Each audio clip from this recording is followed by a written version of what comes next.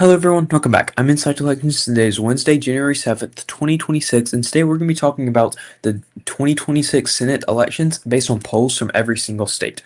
Let's just jump straight into this.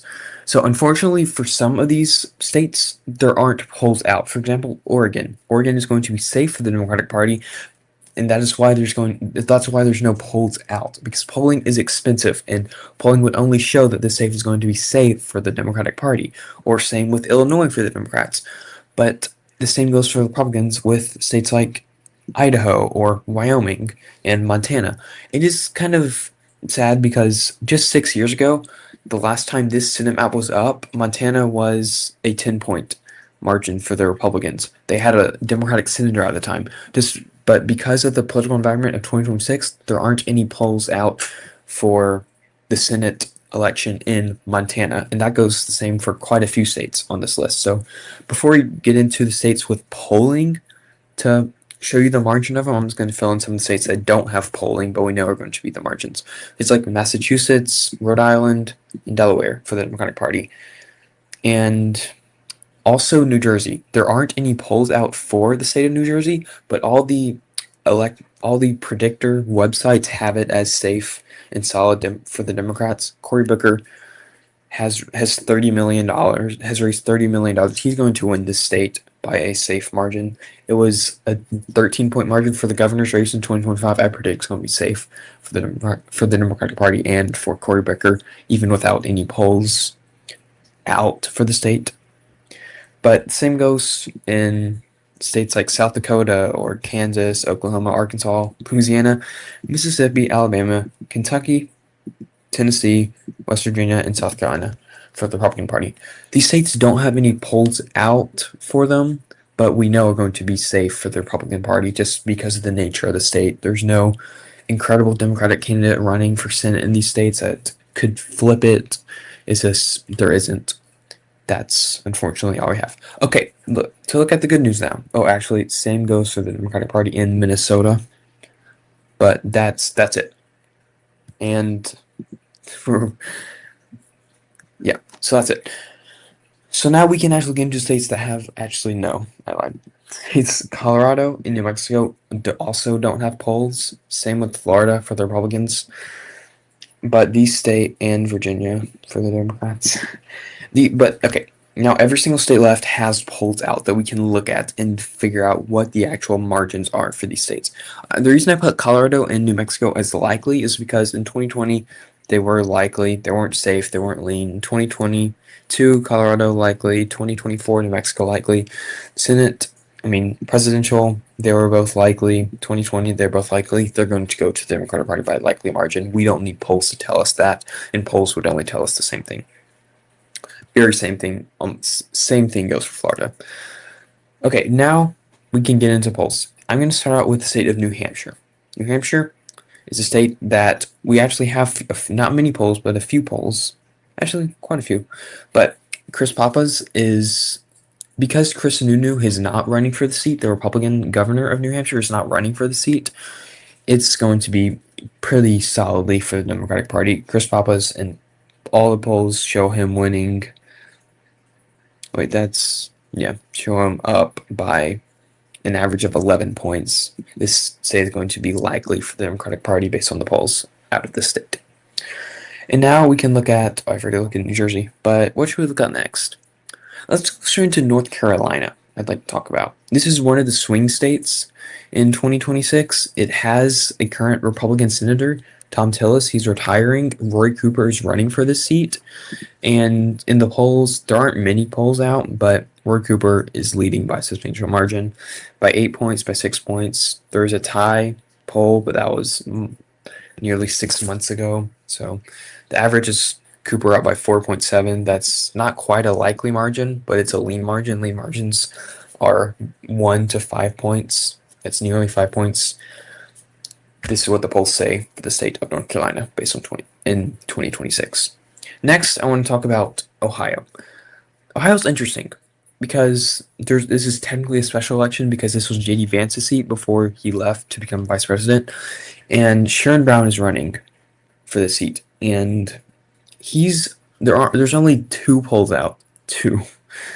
based on RCP. And on average, Houston is up by 1 point. One had Brown up by one had Houston up by three. Houston up by three.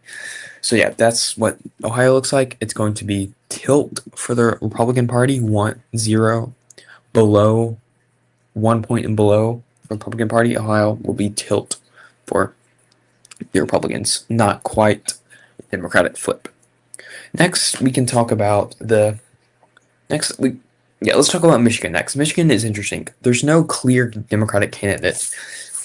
There's a tightly contested three-way primary between Haley Stevens, Mallory McMorrow, and El Sayed.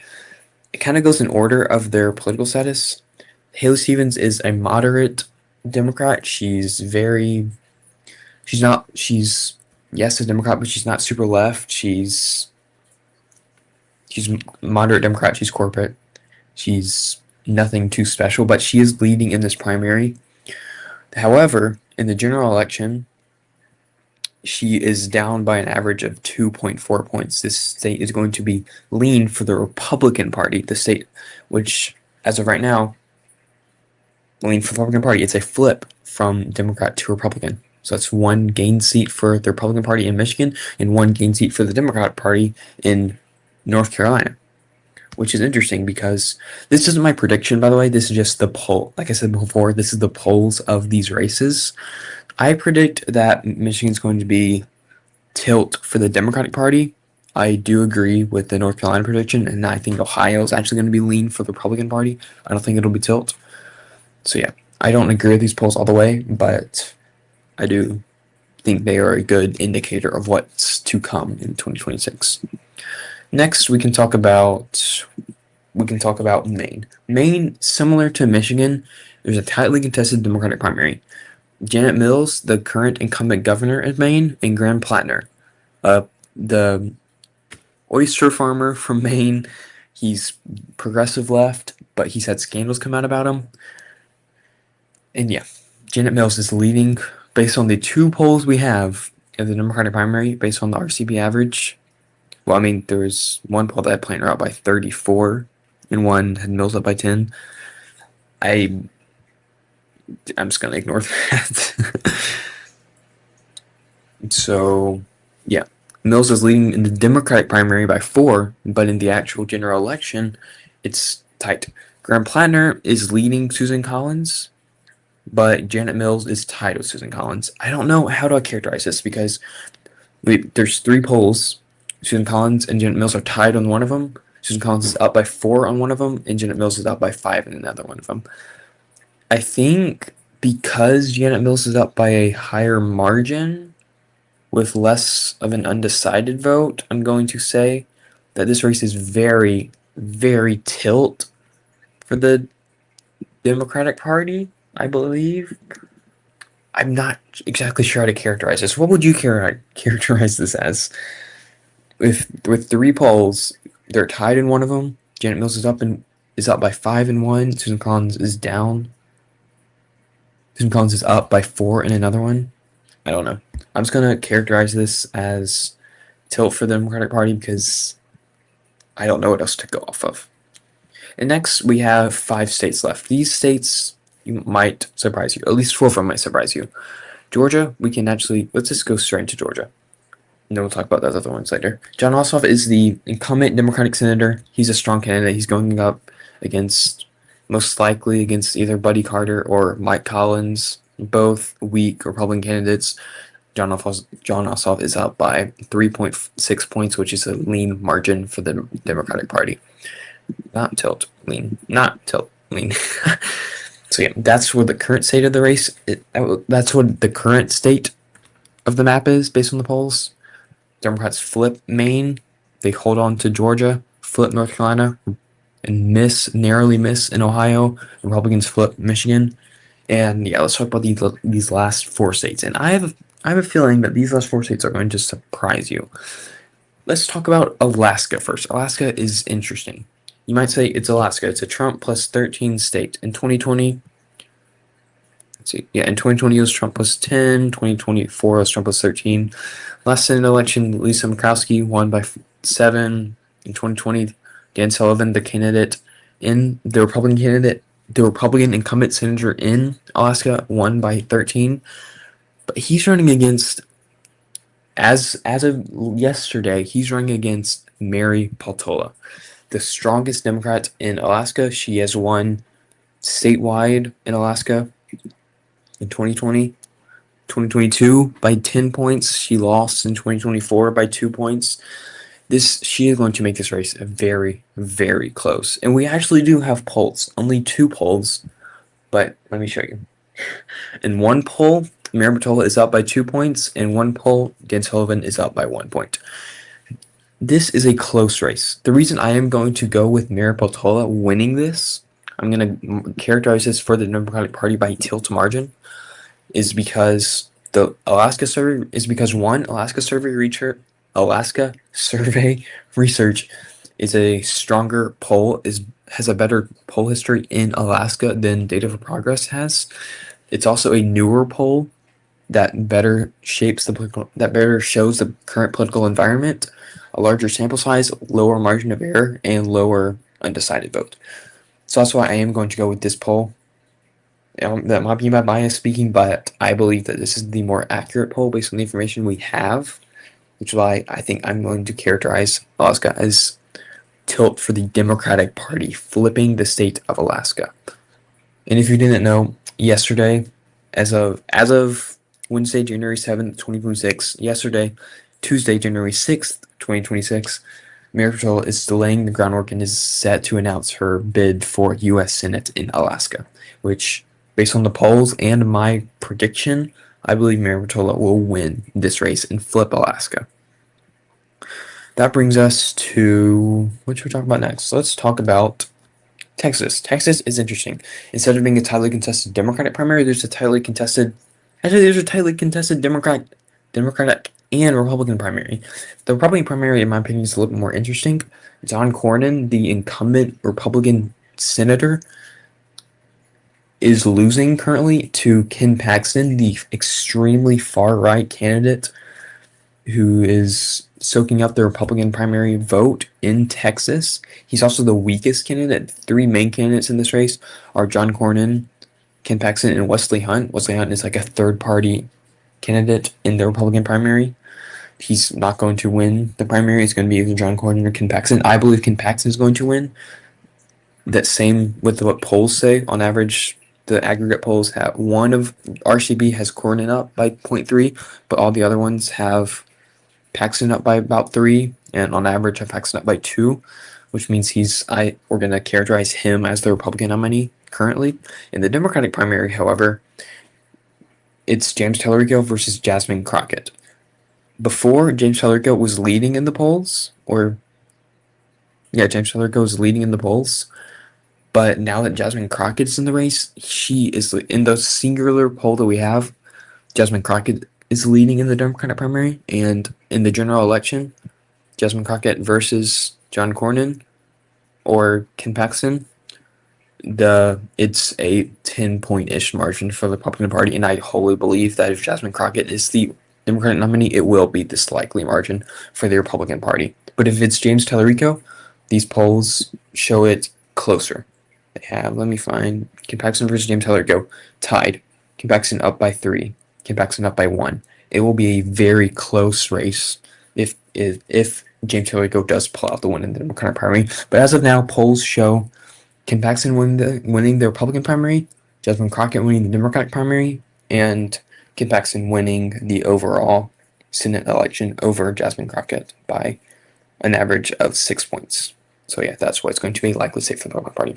Now let's talk about Iowa. Iowa, there isn't too much to talk about.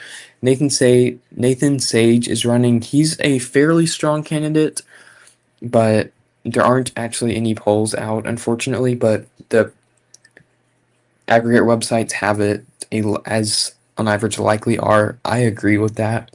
If Joni Ernst, the current senator from Iowa in this seat, wasn't retiring, because she's a very weak candidate, if she wasn't retiring, this race would be close, but she's not. It's going to be a standard race in a Trump plus 13 states, and the website's polls show it being likely Republican. Now I saved one for last. the seat that would decide the Senate, it doesn't, because Republicans have 50. J.D. Vance will be the tiebreaker. It doesn't really matter. But this last state is the most interesting, in my opinion, Nebraska. In 2024, the Senate race in Nebraska was only R+7, I mean. And that's because Dan Osborne, the independent, was running. And he is running again. This is, in 2026, the national environment is shaping to be better for the Democrats, and in turn, the independent who doesn't align with Democrats but is running against Republicans, Dan Osborne. He only lost by 7 polls. The 2 polls that we do have, one shows Dan Osborne up and one shows him down within one singular point. And I don't want my bias to show, but similar to, I believe it was the Alaska poll, I'm going to characterize this race for Dan Osborne, because in the polls we have, the last poll was from the one that showed Pete Ricketts, the Republican, not the presumptive Republican nominee. That was in March. The one that has Dan Osborne up was in July, which is still forever ago, but it's the closest we have. And also, a lower margin of error, higher sample size, less undecided votes. So I'm going to characterize this as tilt for the independent party. And yeah, that's where the race stands. The current Senate stands based on polls from every state. From the states that we do have polls from, I should say. Democrats gain 2 seats. They flip Alaska and North Carolina. Republicans lose 2 seats. Republicans lose 3 seats. They lose Maine, they lose North Carolina, and they lose Nebraska. But they gain Michigan. They hold on to Texas. But the independent, Dan Osborne, according to the polls, will win Nebraska. And yeah, that is enough of this. That's my analysis. This video has been on for too long. What are your thoughts on these elections, on these polls? And yeah, if you have any comment suggestions, if you enjoyed this video, like it, subscribe it, and yeah, hope you have a great day.